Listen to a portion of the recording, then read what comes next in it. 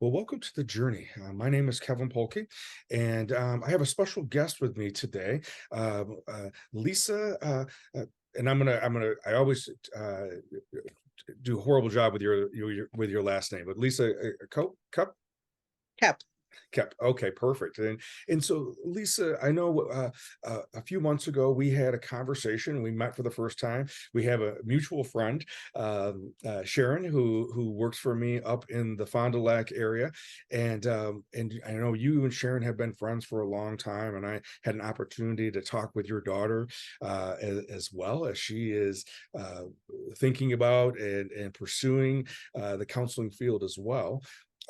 But I just wanted to have you onto the show and have you share a little bit about your story and how you came into the helping profession and what have you learned over the time period that you've been in it. But before we jump into that, let me ask you, Lisa, when you have an opportunity to have fun and do something that gives you energy back and gives you kind of feeds you, what does Lisa do for fun?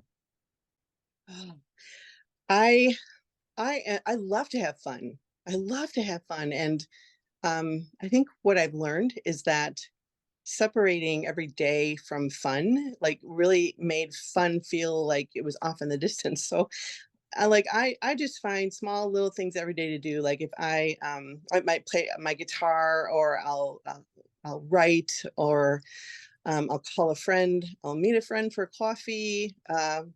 I love to take walks. We live uh, in it. Our driveway is right across the street from a path that goes down to a park, and yeah, just taking it all in, whatever it is, and learning that I don't need to stop. I don't need to stop living to play, but finding that playfulness in every day.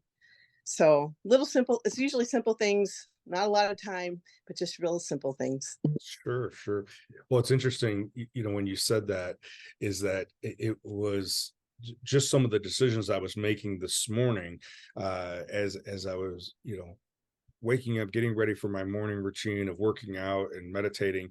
I took a little bit of extra time just to uh, not rush, and that for me is because my days are usually packed full of different appointments and different meetings and different things. I was like made a couple choices so that it would take away some of that rushness, just to just so that just kind of slow down. The appointments are still going to be there.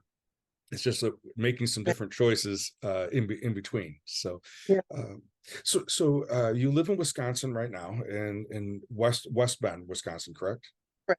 It's Yeah. about 30 north of Milwaukee. And so, have you always lived in that area, or tell us a little bit about growing up and where'd you grow up and what'd you do for fun when you were growing up? Sure. Well, okay, so I was born and raised in West Bend here, and I went to school in Oshkosh. So I did both my undergrad and my graduate degree in Oshkosh. So I lived there for about 7 years.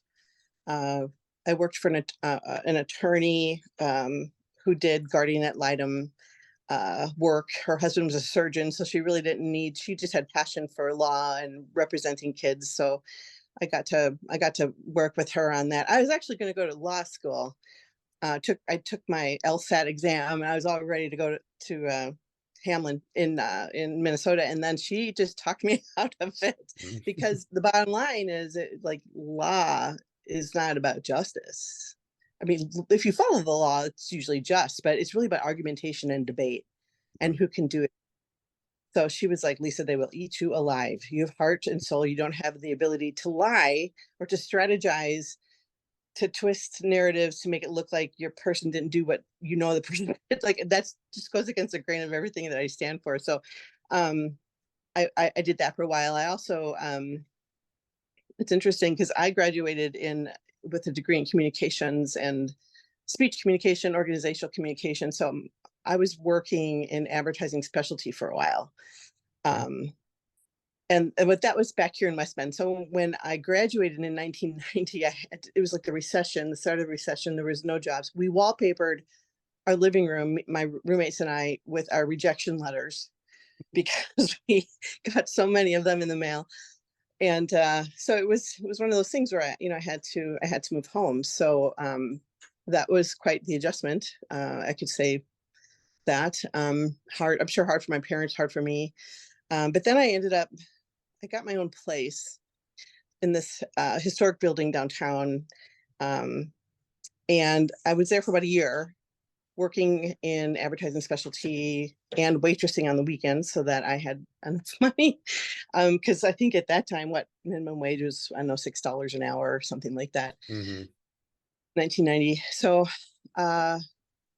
I moved to West Bend because I moved out because I had to. It was pretty nutty in my family. I grew up with a father who was an alcoholic, and my mom just really emotionally just unavailable, narcissistic, that kind of thing. So I needed to get out for my own sanity. So I did that and thought I was going to be working in, advertising or the communications world. That was my whole intent. So uh, I think where it all fell apart was, well, I shouldn't say that. It felt like it was falling apart at the time, but it was all falling together. I see Hmm. that now, Hmm. that life, I think, can only be understood backwards. And it makes total sense to me why everything happened in the way that it did. But you had asked earlier how I got into this profession. Um, it was kicking and screaming, quite frankly. It was not something I ever visioned I would do.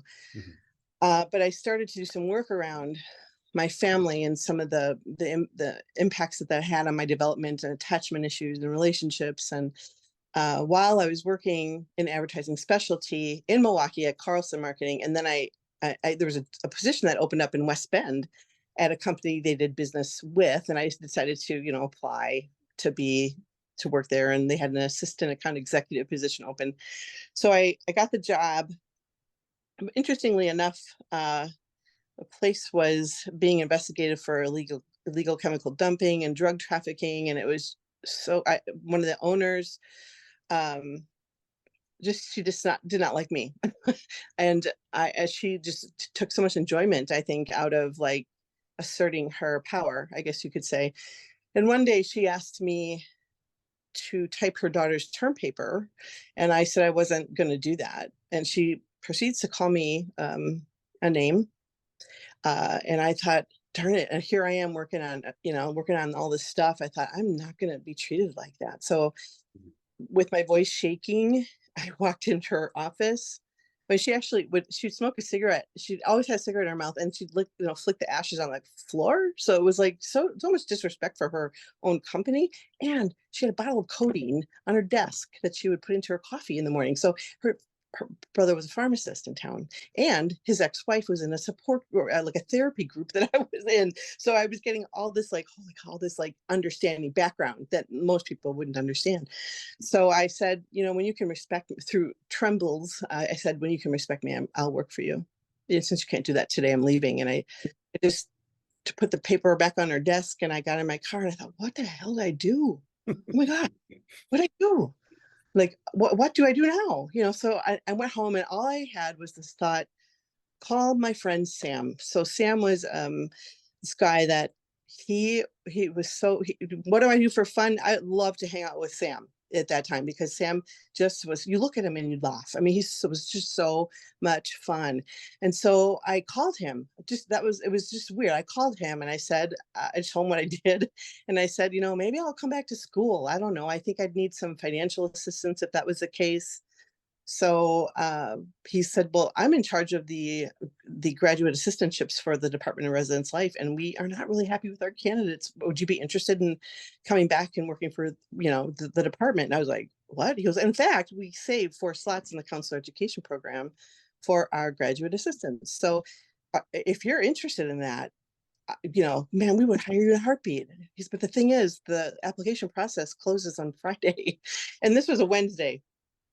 So I thought, all right, that's what I'm doing. So I drove up to Oshkosh. I slept on the couch for a couple days, and I ran around getting applications put in, waiting for professors to just show up and then say, can you write me a letter of recommendation, please? It, Right now. yeah, in 12 Yeah, hours. right. I needed it in 12 hours. Minutes. So, and so I did that. It was like lightning speed, right? I was okay. I'm gonna do this. I gotta do that, and whatever. And um, I interview, I interviewed the following week on a Friday. I had like 5 interviews. I interviewed with like student staff, with the counselor ed department, with the Department of Residence Life, the director of Residence Life. I had all these interviews. So I like cut my hair short and I bought a business suit, like with shoulder pads, because that's what we did in the 90s. Mhm, You know, if mhm. we couldn't rise and break, that glass ceiling, then maybe if we look like men, maybe they'll take us seriously, right? So I did that. And so what was interesting is I met my mentor.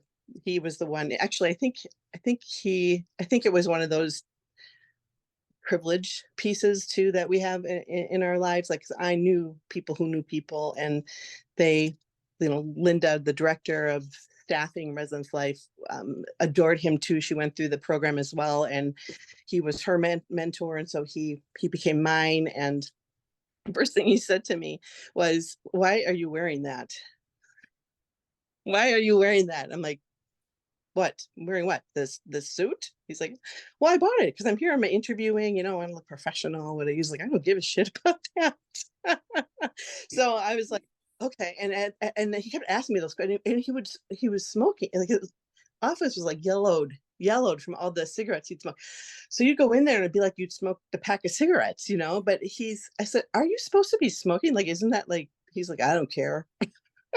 So I was like, okay, all right. So we had this interview.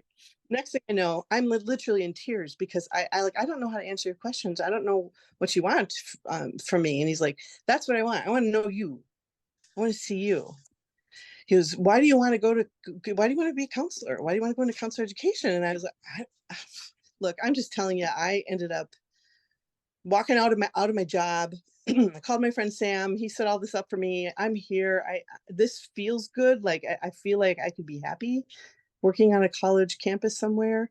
They have 3 tracks in their counselor education program. They have the community counseling track and the student student counseling, and then the higher education track. So that was my plan. I signed up to do the higher education plan because I thought that would be really fun. I've always enjoyed doing campus work. I love the energy, just the life on a campus, and I thought I can do that. So, um, but we started this really. He became like a father figure to me in many ways. Um, we had a counseling lab that our students would we would work at, and people from the community would come in and they would see a therapist or a student in training. And even though I was going into higher ed, I'm like, "Why do I have to do those? Because I'm not going to be." He said, "Well, you're going to be career counseling, and you're going to be." I'm like, "Oh, okay." So I really was not at all thinking about doing therapy. So we would get our assignments, beginning of the semester. We would get a family, or we would get someone who wants to do some career counseling, or someone who wants to do personal counseling, or whatever it is. And it was 5 of us in a group, and like people, he'd say like, "Okay, this person wants to do something different with their life, with a career," and so he didn't ask me to work with him. He'd ask other people. I'm like, "Well, wait, hey, dude, look, I'm going into higher ed. I should be working with him." But then, like, everyone would be assigned, and then all of a sudden, the last person, Andy. Andy is schizoaffective. He's been coming to our clinic for 20 years. We think he's definitely dual diagnosis, addiction. I'm like, he goes, "Lisa, you're gonna take him." I said, "What? I am not. I am no way." And what was interesting about this is he became a father figure, but I could talk to him in a way that I should have been able to talk to my father had he been like had he been the dad I needed, if that makes any sense. It just Sure. came so easy. It was so wild because you think that that would be Mhm. something I couldn't do because of my past. But with him, I think that goes all the way back to that first sentence. I think he says, "Why are you wearing that?" And I had just been through all those interviews, and I just had no more, like, "Okay, we're gonna just filter here, and we're gonna," right? Like, I had none. I just was exhausted. So I'm like, "You got to be kidding me! I'm not working with this guy." So Andy and I get in. So, and the way it worked there then is they had a phone, like a rotor, the phone with the Rotator. cord. Yep, yep, yep, yep, Right? yep. They had that in the counseling room, and then they had a one-way mirror. So they would listen and watch, and they would they would write notes, they would give feedback, they would call in and say, you need to explore that further. Okay. I'd be like, all right. So I guess we had to go back and talk about. So it was a really good training. Mhm, But what's so funny is for me, I think it was the training and just like learning how to be just to be real, mhm. because mad.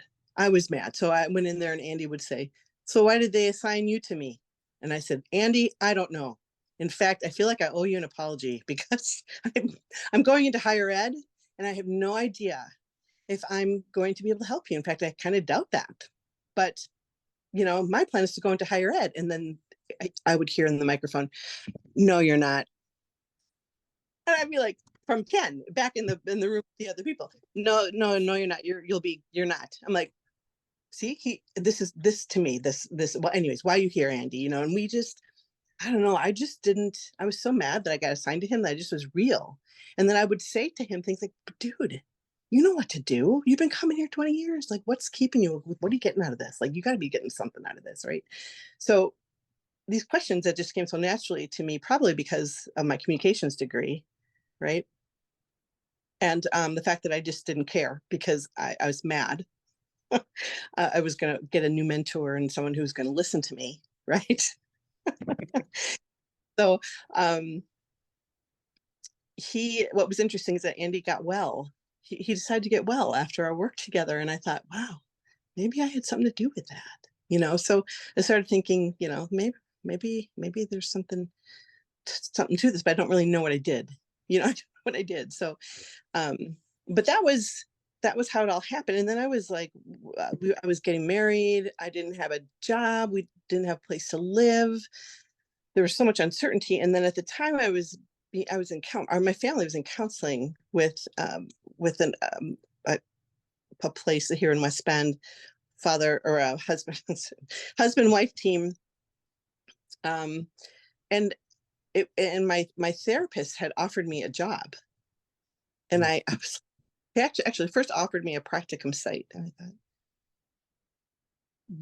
that's not right. That's a boundary issue. Like, you're my therapist. Why would you offer me a job? Like, I literally said that to him, and he said, well, he said something like, I know talent when I see it. I thought, no, that's weird. And then I stepped back a bit and I was like, well, gosh, look at that. Like, the office person was a former client. That person was a former client, now watches their son.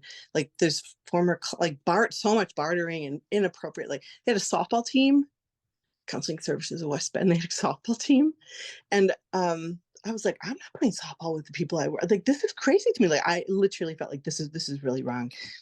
And I think the precipice for me, uh, well, anyway, so I was completing my degree, didn't have anything, nothing was set in stone, nothing. And I felt so anxious about that. So I was working EAA third shift. So first of all, he asked me to do the practicum.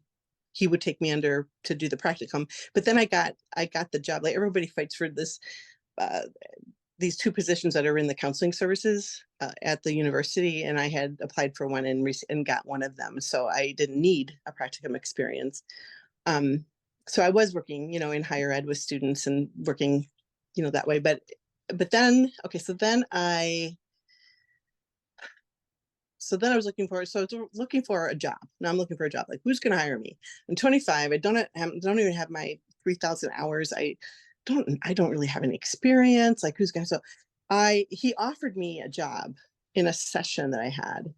And I was like, I don't know how I feel about that. It just seems wrong. I don't know. I have to think about it. So, and I felt like it felt violative too, and on some level, right? So I was like, I don't know. I don't want to do it.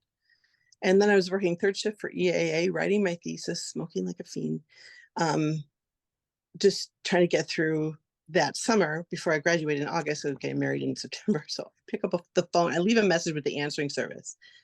I'll take the job. Like I hung up. But so now I'm with my mentor, Ken, and Ken's like, what are you thinking? I'm like, I know it's totally wrong. It's bad. But now I have something in place. He's like, oh man, you're just not, this is not good. I said, I know. But hell, you wanted me to go into higher to community counseling because this is how you're getting it. It's like, this is where I'm going. So it was very, very interesting how it all unfolded. And then I was there for about 9 months. Okay. So I'd gotten married. We moved into, we lived on Little Cedar Lake in this beautiful little cabin. We were the first people to live in it year round. So we had like holes in the floor that we had to plug up with tennis balls and, sweat socks and stuff. But it was lovely. We had a pier and my husband had a small boat, and, I would take a swim in the morning and take a swim at night. And it was just lovely. I really miss that place. But, so anyways, we have a meeting at this new place that I'm working at, and that's something exciting about how the pay scale is going to change. And it really made no sense to me. Like, we got paid, like, you got paid the percentage of how many people you saw that week. So if I saw like, and they had like a cutoff at like, you'll get paid $20 an hour if you see 20 or less. You get paid $25 an hour if you see 25 people, or you make $32 an hour if you make 32 people a week. And I was like, and so I just said, because I was asking like some of my colleagues like what they make, and I rarely do people go into private practice right out of graduate school. I think now it's different because Yeah. Yeah. you can in training licensures, but at that time it was so rare. You worked for a system and you got your hours in, and then if you wanted to break off, you did. But so I went into that meeting kind of like, makes no sense. So I had some questions, and of course I start asking like, why is the pay is really low? Like, when you understand, like when you take a look at what people are making with a master's degree in this field, if they go work for a system or they go whatever, and their talk was about, well, we pay you right away. You get paid whether the insurance pays or not. You get paid right away every 2 weeks. So okay, that's good. But really not knowing what really, when not sitting down putting it on paper until I started like being like, I have to ask questions. So I did that. And this therapist, so sad, he had a heart attack and died in the shower last year. Mm. Can you imagine? Anyways, so he can't sue me anymore because he's dead.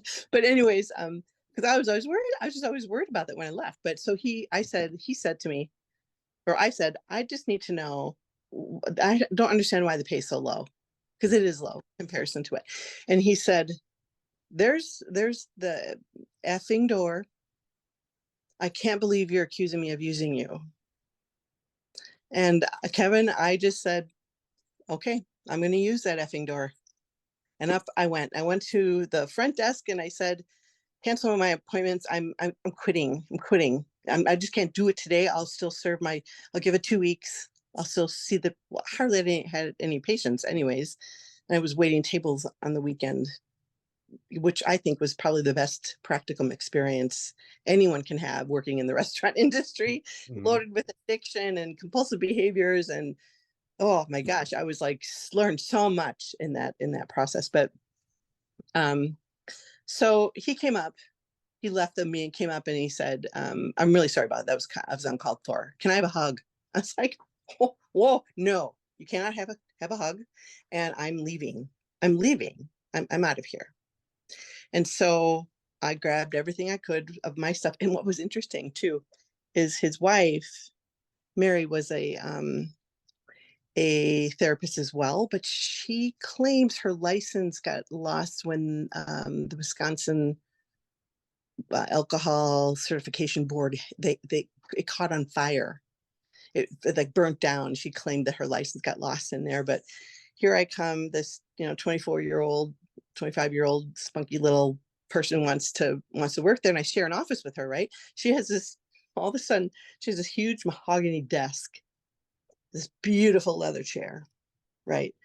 And my desk is like this little school desk over there in the corner with a card table chair attached to it. And I thought, this is an alpha female.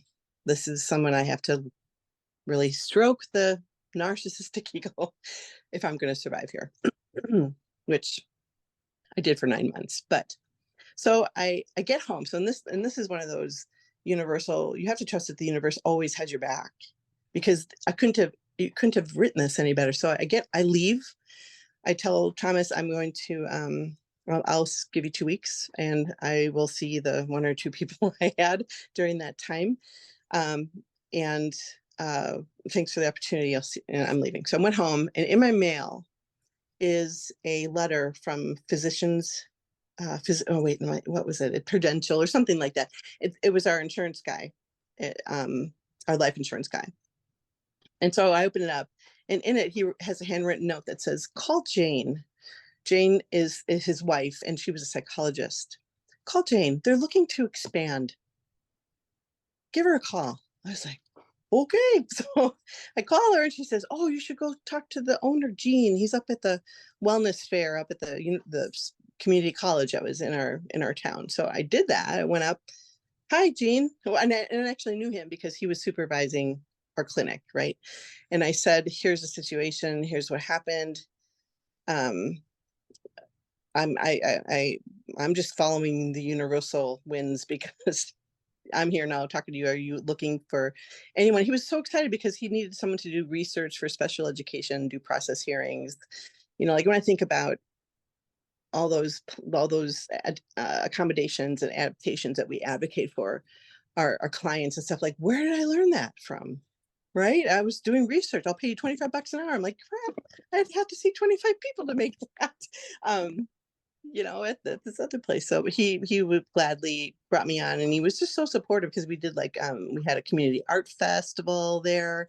I just love to showcase like the talents and strengths of people, and especially the teens that I worked with. I had a teen group that I ran, and so it was. So and then I got my hours, right? He supervised my hours. We did an ecumenical AIDS ministry, myself and some other people from very progressive church in town here that's no longer progressive, but it was at that time.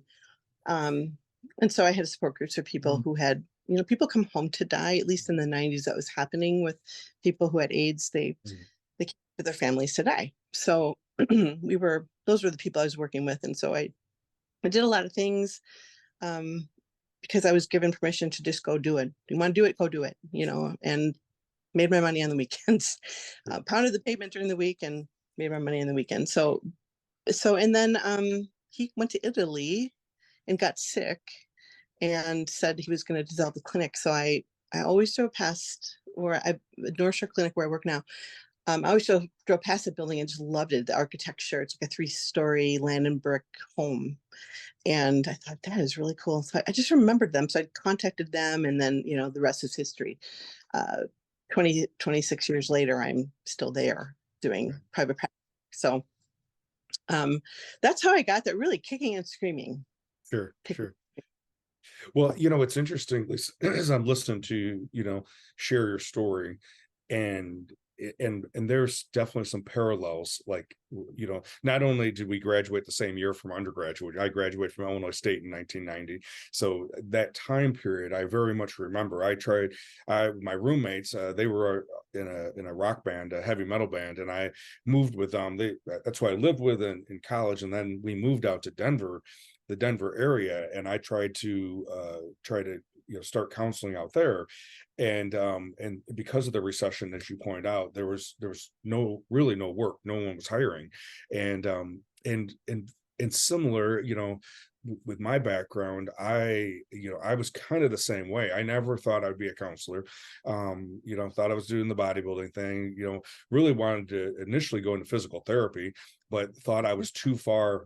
I'd switched from business marketing and marketing business degree, and switched, going into my sophomore year, and I thought I was too far behind to go into the physical therapy track. And so, and so many times, similar to yourself, that I said I would declare what I wasn't going to do. And, nope, I don't want to work in the schools. Nope, I don't want to work with kids. Nope, I don't, whatever it be. Then whatever, a week, a month, whatever it was later, that was the door that that was opening, and I'd find myself there. But it sounds, similar to myself.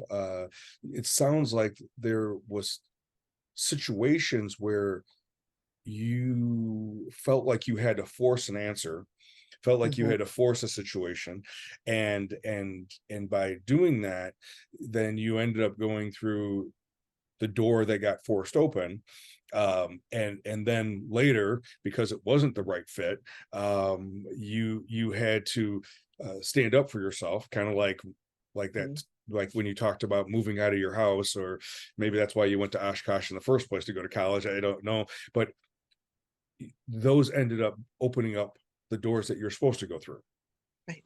you Right. know. And I think that is my similar, you didn't say this, but similar, when our fears dictate which door we're going through, then there's a good possibility it's a left turn versus a right turn. um doesn't mean that it's all lost, and it's the door that we were meant to go through because we chose it. But it took us, three more right turns to get back on the path that we're supposed to be Yeah, on. it's that's so true. Get where we need to be. That's why I say came where I needed to be, and I know that now looking back. But I went kicking and screaming Yeah. because no matter how hard we try, what's meant to be will eventually happen. Mhm. So that I love that's so true. Like we just can rest in the arms of the universe Yeah. because there's worrying, and I say this, but I work just as hard as I encourage other people to work at this is to trust that even though it doesn't make sense, it doesn't make sense. We think we don't want to do it. It is ultimately going to lead us to the next step, and we don't need to know. Mhm. That's the thing. Yeah. Give up the no. That's one of the need to know, the need to be right, and the need to win. I think are the three three biggest things that get me in trouble or and get most people in trouble. But you're right. There is, it was Kierkegaard who said life can only be understood backwards, Yeah. but you have to live it forward, Yeah. doing whatever's showing up for you. It may not make sense, but it doesn't need to make sense. You just have to trust that it's just part of the plan. So um yeah, I think your story is very cool.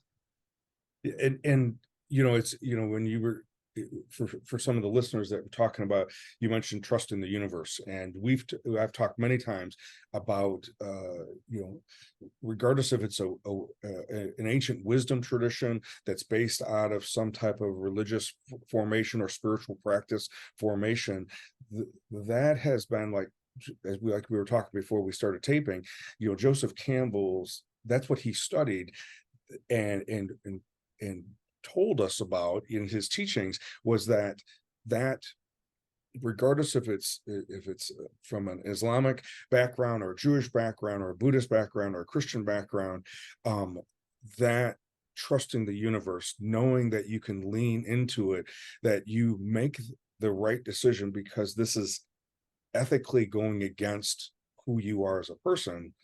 You Mm, go home not knowing what you're going to do, and then there's a message in an envelope that you're supposed to call somebody for the next door to open, right. right? Yeah. And how many times do we think to ourselves, I can't go home, I can't, I remember a thing happened to me when I was my first, I worked for a psychiatrist, and the pay structure changed, and instead of bringing home the paycheck that I thought I was supposed to be bringing home, that I had been bringing home for the last couple of months, because I was on a salary, a base salary type of thing.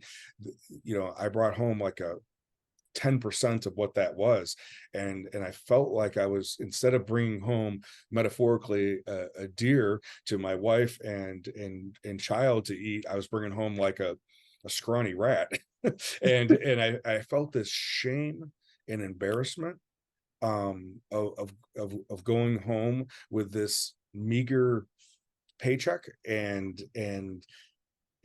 but I still had to go home. I still needed to, do what I had to do. And and that was the beginning of going, okay, so this is the new rules, this is the new rules, so okay, you got to double down, and play the cards that are dealt. And then a few years later, I got to the point where it was time for me to leave the schools, and because I was a school social worker, and leave the schools and do that full time, because the practice had grown so much. um, but I don't know if it would have grown that way I don't know if I would have been able to have that level of work ethic if I would have had the comfort of the salary. Absolutely. I absolutely. Uh, I was asked after that whole experience to be a client rights specialist for 3 different organizations after that, because and the thing is, my patient rights and just that passion for doing right by other people, like, where did I really get that from? Right? Yeah, my upbringing had something to do with that. I was always bringing wounded animals home and homeless people, and my mother, like, what the hell am I supposed to do with him? I'm like, I used to have a place to live. Can't you just put him on the couch? Like like I'd be country, was homeless, like I would bring him, sometimes I bring him a sandwich, or I would do it, like I just, anyways. But it's all preparing you for the next phase. And I think if it's such a great what do you want to call it, like mantra to live by, right? If you can say, this does not make sense, nor does it have to you right now. If it made sense, you wouldn't be able to handle it. You wouldn't be able to handle the changes that are coming. But it's all working for the better. It's all working towards you being able to live your optimal self and have opportunities and blessings. So you have to trust that. Just do your best to get through it, right? Chin up, chest back, shoulders forward. Right.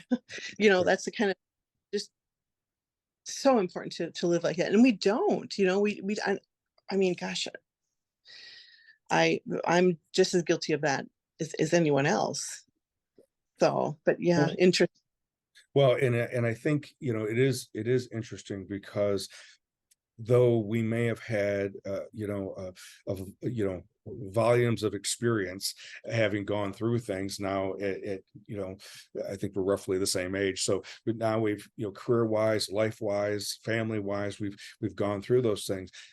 But similar to trauma and similar to pain, my current pain is always my most painful pain. My current uncertainty is my I don't always slow things down long enough to go, all right, Kevin, because I'm worrying right now, about this concern. I still have to work extra hard to recognize that, am I know to ask my clients the right questions about them to see the situation. I don't always go to asking myself the right questions, to look at the scenario. And for me, having you on the show, our conversations, 2 months ago, remind me that's really why I love doing this work. That's why I love teaching about this, is because the these templates there, if I choose to use it. And Right. tell us a little bit about now, life wise, family wise, career wise. Tell us a little bit about, what are some of the what are some of the things that you're doing now with clientele you're working with, life, your work that you're doing right now, and what do you have coming up, that you would like to be able to do? Oh, such a loaded question. I just want to say, so I have been at North Shore for 26 years, and it's an outpatient mental health clinic. So I work with, my specialty 26 years ago was working with adolescent girls, probably because I was roughly around that same age, right? Yep. So, and I grew. What's interesting is now it's generation. So I not only is it the person I originally started working with, but then it's their children, right? That come, and then their children's children. It's been so neat to watch the intergenerational healing occur by doing this work for 30 years. The sad thing is that there's so much burnout, and there's so much need that, like, it's hard to turn someone down, right? Who says, I was encouraged to work with you, and I have to say, I can't I can't do you justice because I can't give you the time. And so I've been like kind of a not accepting new people for like, probably, oh, like, I don't know, over a year, I think. I don't like that. I don't like having to do that, but I know I have to. I know it's necessary. So but my passion has always been women's empowerment. And it started, And also, I used to own a speaking company called Spirit Wings Productions. And before my children came, we did a lot of retreat work. So uh, one of my favorite was doing it was called the Spirit Day Earth Celebration. I always had it on the opening day of gun hunting. It was held out at Cedar Ridge, which is a wonderful retreat center here. It's more it's north of here, but it's just this beautiful, it's on Native American sacred land. Um, it's part of the Cedar Lake Home campus that they have like a retirement community and homes and assisted living and nursing homes. They're just a huge complex. But um, I remember taking my kids there. They had a little small hobby farm, and there was a Buddhist monk that was there. And so one of the things I so enjoyed doing was just introducing them to to this world. That has been such a gift for me with I have three daughters. um and the thing also, my husband, um his first deer, he shot his first deer probably when he, I don't know, when are you allowed to start hunting? I don't even know when Mhm. that is. Sure. 10, Yeah, 12 yeah, years. yeah, yeah. He had saved the uh the leather from the deer. And uh I said to him, "Oh man, I have to find some deer skin somewhere or leather that we're going to make spirit bundles." Right? So he it was the coolest thing. He, of course, I think for him, he prayed about it, he thought about it, and I just couldn't find any. We live in a Amity Leather is right down the street, but by the time you get it, it's been tanned and chemicalized and treated. It's not. Oh, I wish I could just find something like that. And so it was his first year, the the hide from the first deer he ever shot. He presented that, said, "Here, this is what I feel called to do." Oh, it makes me tear up when I think about it, because it was such a gift, right? Mhm. Yeah. So we made spirit bundles during that opening day. We also just kind of um, how do you make peace with people out there slaughtering animals, right? Like, people often find it interesting that I live with someone who hunts. My father was a hunter, and Steve, my husband's a hunter, but all three of my girls hunt too, right? But they've been taught the difference between there's shooters, there's killers, and then there's hunters. And so you don't ever take something without leaving it behind. So he will always, they will always leave. He'll get the deer right there. He either has some tobacco or cornmeal or something, and he talks about releasing spirits who sacrifice their bodies to sustain us. And so there's this reverence for the animals that give us sustenance. So that was really that was probably one of the most important gifts I think I've ever gotten from him. Uh, so I ran that company for a while before I had my first child. And then I just couldn't do both. I couldn't do both. I also had a part-time job working for Integnet EAP, and that's how I met Sharon, right? Put a little plug here. Sharon Teschke.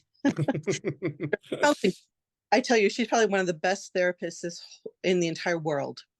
She's like, she's just like, for me, that's Yeah. where she's at. Just a lovely soul. My life has been blessed. And the funny thing is, I don't see her that often. It's not like we hang out. We run into each other at the farmers market all the time.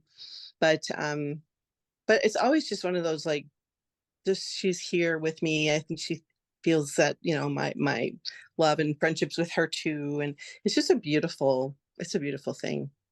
It's a beautiful thing. Lisa, you just again reminded me of work that I did in the early '90s.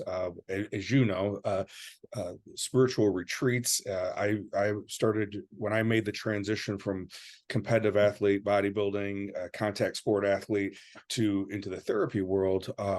I got introduced to men's work. First it was through uh, uh, a pipe.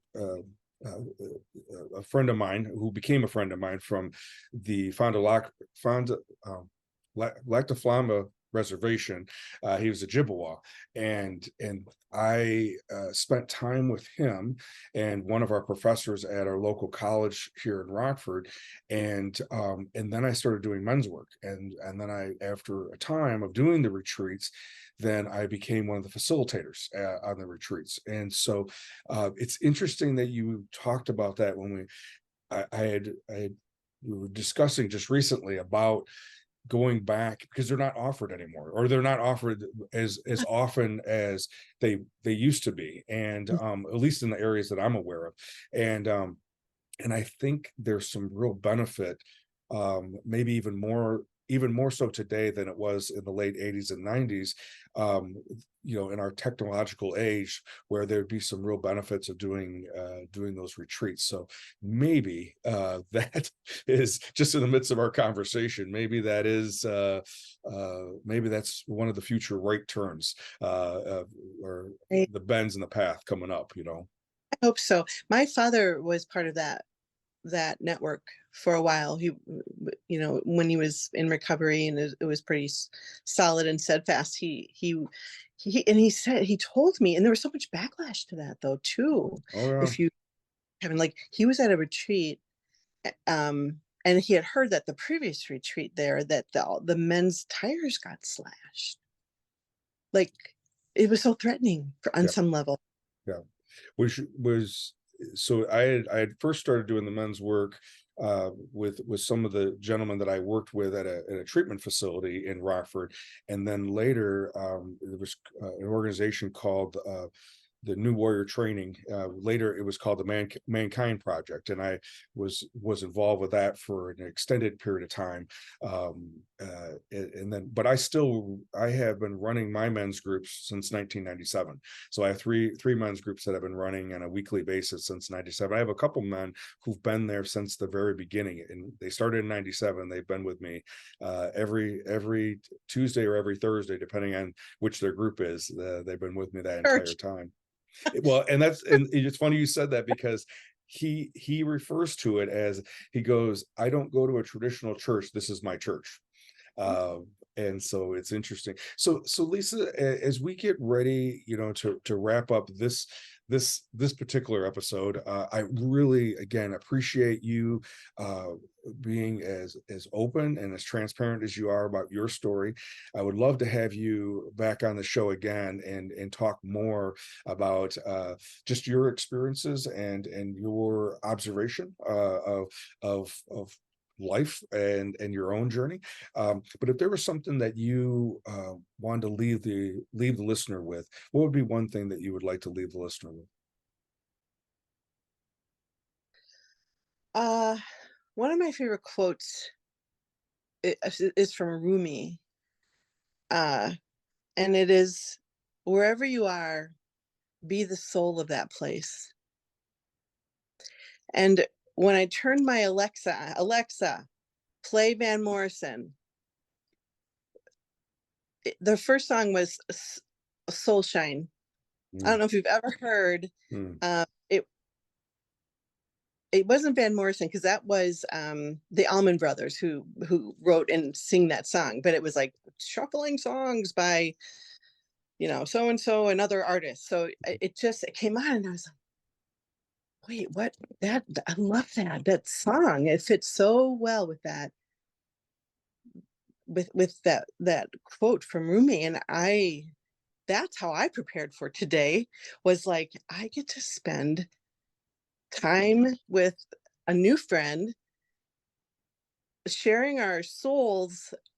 I mean, it's soulshine, right? Soulshine, mhm. Right. soulshine. Oh, I don't know. Go and listen to that song if you I can. will. I Almond Brothers, will. Soulshine is the name. So I mean, I guess that's just the space I'm in right now. So that's, I guess, where I'll leave it. Yeah. Perfect. I This was really, really fun. Thank you, Kevin, for Yeah. inviting me. Well, thank you so much, Lisa, for being on the show. And if someone did want to reach out to you and email you or just be in contact, what would be the best way for them to reach out to you? Sure. I have my webpage is LTK Counseling. Wait a second, I just had it, it just got changed. LTKcounseling.com. Yes, LTKcounseling.com Okay, is, perfect. yeah, my new website. All right, perfect. Well, again, Lisa, thank you very much for being with us. And for any of you that are listening and hearing Lisa's story, and as she was venturing through life, and similar to what we've talked about before, thinking that a door is being slammed shut, Lisa has spoke about her journey, that maybe it's time to take a turn, and where that next door is going to open for you. So check out the song Soul Shine, and be where you are, and embrace and enjoy that. Again, thank you for being with us today, and I look forward to being with you next week.